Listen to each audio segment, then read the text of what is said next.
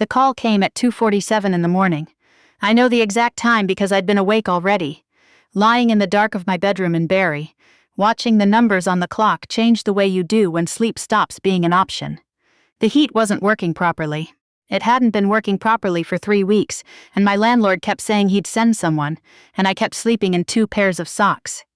That's what I was thinking about when my phone lit up. My daughter's name, Abby. I stared at it for a moment. It was the 27th of December, 2 days after a Christmas I hadn't been invited to. I answered. She was crying before she could get a word out. Not soft crying, the kind that comes from somewhere deep, the kind you can't plan. I sat up in the dark and pressed the phone to my ear and waited. Mom. Her voice was barely there. Mom, I need to tell you something, I said. I'm here. The RCMP showed up at the house tonight. I didn't say anything for a second. The RCMP, the house. Her father's house, where I hadn't been allowed to set foot for the holidays because apparently my presence would make things complicated. What happened? I asked. She started crying harder. I got out of bed and went to the kitchen and turned on the light above the stove. Just that one, not the overhead, and stood there in my socks on the cold linoleum while my daughter tried to tell me that the life her father had been building for the last 4 years might not be what any of us thought it was. I want to start from the beginning because if I just tell you about that phone call, none of it makes sense. My name is Joanna. I'm 51 years old. I live in Barrie, Ontario, where I've lived my whole adult life except for 2 years in Sudbury when my ex-husband Kevin was stationed up there for work. I spent 22 years married to Kevin. We had 2 kids, Abby, who's 28 now, and our son Daniel, who just turned 24. Kevin and I divorced 7 years ago, and it wasn't one of those ugly divorces that tears a family in half. It was quiet and sad, and by the time we signed the papers, we both knew we should have done it sooner. We were kind to each other, we stayed civil. For a long time I thought that was enough. Kevin was an inspector with the Ontario Provincial Police, 26 years on the force before he took his pension. He was methodical and honest, and the kind of person who would return extra change to a cashier without thinking twice. I loved that about him when we were young. I used to tell Abby and Daniel, "Your dad does the right thing even when no one's watching." I believed it. For a long time I believed it completely. He met Renee about a year after our divorce. I don't know the exact timeline. I don't need to. What I know is that by the time Abby mentioned her to me, carefully watching my face for a reaction, they'd already been together long enough that Renee had her own drawer at Kevin's place in Aurelia. Abby described her as really put together. Said she worked in financial advising. Said she seemed smart. I said, good. I'm glad he's happy. I meant it, or I tried to. The first time it stung was Thanksgiving. This was 2 years into their relationship. Abby called me on the Sunday afternoon. I was making turkey soup from the leftovers of my own little celebration, just me and my sister Noreen, and mentioned that Renee had kind of taken over the dinner planning at Kevin's, and it had been really nice. And Kevin seemed really relaxed. I told her that was wonderful. Then I hung up and stood at my stove stirring soup that didn't need stirring for about 20 minutes. That's the thing about divorce that no one really prepares you for. It's not the big moments. It's the soup stirring. The slow, quiet accumulation of being replaced. I told myself it was fine. It was fine, the kids were grown. Kevin's life was his own. I had my work. I'm a registered nurse. I've been working at Royal Victoria Regional Health Centre for going on 19 years, and I had Noreen, and I had my book club on Thursday nights, and I had a life that was genuinely mine. I kept telling myself that. Then last autumn, Abby called to tell me that Kevin and Renee were engaged. I said congratulations. I waited until I was in my car in the hospital parking lot to cry, and even then I only cried for about 10 minutes, and then I blew my nose and drove home and made pasta. What I did not expect was what came 2 months later. Abby called on a Tuesday evening. I'd just come off a 12-hour shift. I was eating crackers over the sink because I was too tired to make anything real, and she said, "Mom, I need to talk to you about Christmas." "Okay," I said. Renee's parents are coming up from Calgary. It's their first time meeting everyone, and Renee really wants it to feel like a proper family Christmas. Pause. Dad and I talked about it, and we think it might be better if you celebrate separately this year. We'll come see you before or after, but the actual day. I set down my crackers. "She doesn't want me there," I said. "It's not that she doesn't want you there, it's just that it might be, Abby." Silence. "It's okay," I said. I understand. And I got off the phone and finished my crackers and did not cry at all, which I thought meant I was fine, and which I now understand meant I was so tired, I didn't have anything left. I worked Christmas Day. I volunteered for it. One of my younger colleagues, a nurse named Priya, had a toddler and a new baby, and she'd been on the schedule for the holiday, and when I offered to swap, she looked at me like I'd handed her something precious. That part felt good. That part I'm proud of. What I am not proud of is the way I handled being alone on Christmas Eve. I made myself a real meal: roast chicken, roasted vegetables, a glass of the Niagara Riesling I'd been saving.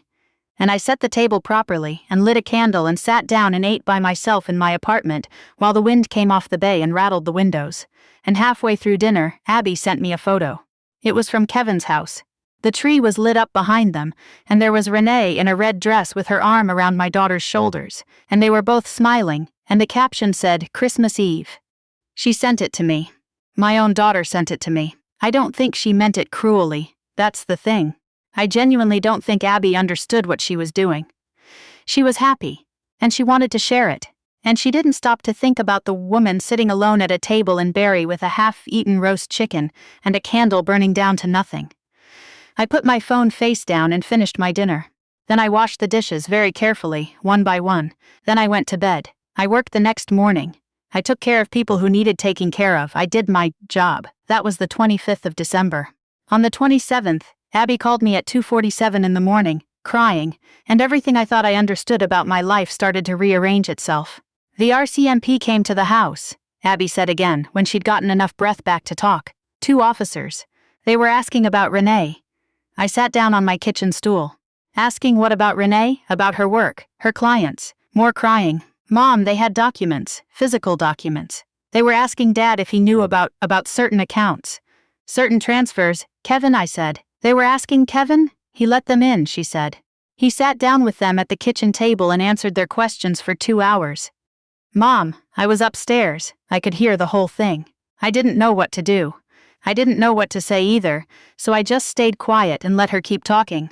What Abby told me, piece by piece, over the next hour, her voice going from crying to something flatter, something more like shock, was this: Renee worked as an independent financial advisor. She'd been operating that way for about 6 years.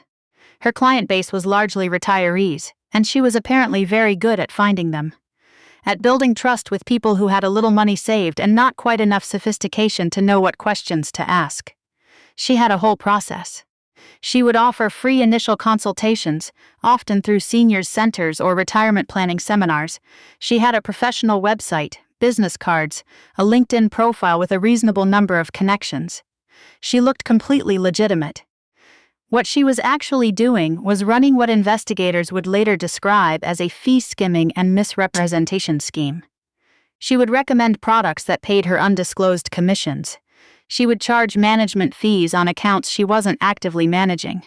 She would, in some cases, move money between accounts in ways that weren't authorized, in ways that the clients, most of them elderly, most of them trusting, would never have noticed unless they knew exactly what to look for. She had been doing this for years. The RCMP had been building a case for almost 14 months. The complaint that finally triggered the formal investigation came from a retired teacher in Penetanguishene, a 73-year-old woman named Mrs. Harrington, whose nephew happened to work in securities compliance and noticed when he looked at his aunt's statements one afternoon that something was wrong. He made a call. That call became a file. That file eventually became 2 RCMP officers sitting at Kevin's kitchen table on the 27th of December, while Renee sat beside him and said at first very little. "Dad knew?" I asked. Abby made a sound. "Not yes, not no. Something in between. He says he didn't know the details," she said. "He says he knew she had some issues with a couple of clients. She told him that. She called them difficult clients. Clients who didn't understand how fees work, but he says he thought it was just a professional disagreement. He didn't look into it. He says he trusted her." I sat with that for a moment. Kevin, who spent 26 years investigating fraud on behalf of the province of Ontario, who could spot a dishonest answer in an interview from across a room, who had taught our kids that integrity isn't what you do when people are watching, it's what you do when they're not. He trusted her. Or he told himself to. "How many clients?" I asked. "They didn't say exactly. But Mom, some of them lost a lot." One man, he had his whole retirement savings with her, everything. Her voice broke again. He's 78 years old. I closed my eyes. Where's Renee now? I asked. They took her in, Abby said. Not arrested, not officially, but they asked her to come with them. She went. Pause, Dad's alone at the house. He keeps calling me downstairs, but I don't know what to say to him. I thought about Kevin sitting alone in that kitchen. I thought about the tree still lit up behind everyone in that photo. I thought about a 78-year-old man somewhere who'd handed over his life savings to a woman in a red dress who knew how to seem trustworthy. Abby, I said, come home. What? Get in your car. You're 2 hours from me. Come home. She started crying again, differently this time. Mom, I'm sorry, she said. I'm sorry about Christmas. I'm sorry I sent you that photo. I'm sorry I didn't. You can tell me all of that when you get here, I said. Drive safe. Call me when you're an hour out. I hung up. I put the kettle on. I made tea. I stood at the kitchen window and watched the dark water of the bay, and I thought about a lot of things, and none of them were about revenge, because revenge wasn't really what I was feeling. What I was feeling was something more complicated and more tired than that. Abby arrived at 5:30 in the morning. She came through the door and she looked like she hadn't slept in 2 days, and she stood in my hallway in her coat, and her boots with snow still on the shoulders, and she said, I'm sorry, Mom, before she even took her shoes off. I pulled her in and held her for a long time without saying anything. We sat at my kitchen table until the sun came up. We drank tea and I made toast, and we talked, and sometimes we didn't talk, and at some point she put her head down on her arms and fell asleep right there at the table like she used to do as a kid when she'd stayed up too late, and I put a blanket over her shoulders and did the dishes as quietly as I could. My son Daniel called at 9:30. He'd heard from Abby. They'd apparently been texting while she drove, which I would have had more to say about if I hadn't been so relieved to hear his voice. How's she doing? He asked. She's sleeping, I said. She'll be okay. How are you? He was quiet for a moment. Daniel has always been more like Kevin in temperament, measured, slow to react, processing things before he opens his mouth. He was living in Guelph at that point, finishing his last year of an engineering degree. I just keep thinking, he said, that Dad trained for 26 years to catch people who do exactly what Renee did. I know, and he just didn't see it. Or he saw something, I said, and decided not to look directly at it. Another silence. Is that worse? He asked. I don't know, I said honestly. I've been trying to figure that out since 4 o'clock this morning. He came down 2 days later. The three of us spent New Year's Eve together in my small apartment, eating takeout Thai from a place on Dunlop Street and watching a movie Abby picked that none of us really watched. At midnight, we heard fireworks somewhere down by the waterfront, and Daniel turned off the lamp so we could see the light through the window, and we sat there in the dark together for a minute not saying anything, and I thought, this is what I wanted for Christmas. This is what I would have asked for. I didn't say that out loud, but I thought it. In the weeks that followed, things unfolded the way these things do. Slowly, with a lot of waiting, with a lot of information that came in fragments and had to be assembled like a puzzle where you're not sure you have all the pieces. Renee was formally charged in late January. The charges included fraud over $5,000 and breach of trust, multiple counts. The Financial Services Regulatory Authority of Ontario had already revoked her registration while the investigation was ongoing. Her lawyer, from what I gathered through Abby, was arguing that certain transactions had been mischaracterized, which is the kind of thing lawyers say when the transactions are very clearly what they look like. Kevin was not charged. The RCMP concluded that there was insufficient evidence to establish he had knowingly facilitated anything. What they concluded, reading between the lines, was that a man who'd spent his career catching criminals had chosen, in his personal life, not to ask the questions he knew how to ask. That's not a crime, but it's something. It's something he's going to have to live with. He and Renee did not stay together. I heard that from Abby, who heard it from Kevin, who called her in February to talk. A long, difficult conversation that Abby told me about afterward in her own careful way, protecting both of us the way she's always tried to. Kevin said he needed to reevaluate some things. He said he'd been making excuses for Renee that he shouldn't have made. He said he was sorry. I don't know if he meant sorry to Abby specifically. I don't know if any part of it was meant for me. There's something I've been trying to work out since all of this happened, and I'm not sure I've gotten there yet. It has to do with what it means to really know someone. Kevin and I were together for 22 years. I knew how he took his coffee, and which side of the bed he needed, and what his voice sounded like when he was trying not to show that he was worried. I thought that knowing those things meant I understood him. Maybe it did. Or maybe the version of Kevin I understood was the one he showed when things were relatively easy. And I never had the chance to see what happened when things got complicated in a different way, when the dishonesty was coming from someone he loved, from someone whose approval he'd tied his happiness to. That's what I keep thinking about. Not Renee, not the investigation, not any of it. I keep thinking about what it means to choose not to look directly at something. I have done that. I've done it in my own marriage, probably. I've done it with Abby, told myself she sent that photo thoughtlessly, not cruelly, because believing that was easier than the alternative. Maybe that's just what people do. Maybe everyone is choosing what not to see, all the time, and the question is just how much damage your blind spots cause. I don't know. Mrs. Harrington, the retired teacher whose nephew started all of this, gave a brief statement to a local news outlet in March.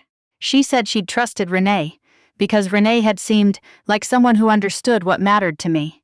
She said she felt foolish, and then she said she didn't want to feel foolish because she'd done nothing wrong. She said she hoped the case would help other people know what to watch for. I read that statement 3 times. I thought, that woman is braver than she knows. It's April now. Abby drove up to see me a few weeks ago.